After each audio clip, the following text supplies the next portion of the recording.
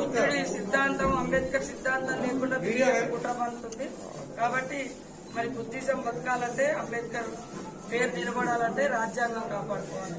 రాజ్యాంగం ఉంటేనే దేశంలో ఉన్న ప్రజలందరి హక్కులు ఉంటాయి. Not only SC, ST, BC మానవులు అంటే వాళ్ళందరి హక్కులను మన అంబేద్కర్ గారు రక్షించిండు, రాసిండు. ఇప్పుడు అంబేద్కర్ పేరు తీసేయాలనుకుంటారా, రాజ్యాంగం లేకుండా చేసి పేదల హక్కులను హరించాలనుకుంటారా? కాబట్టి దయచేసి కాంగ్రెస్ పార్టీ రాష్ట్రంలో ఉంది, దేశంలో కూడా రాహుల్ గాంధీ గారు ప్రధానమంత్రి అయితే అందరికీ రక్షణ ఉంటుంది. తప్పకుండా మీరు ఇచ్చినటువంటి బుద్ధ మరి జయంతి ఉత్సవాల సందర్భంగా హాలిడే కానీ అదేవిధంగా కార్పొరేషన్ బుద్ధ కార్పొరేషన్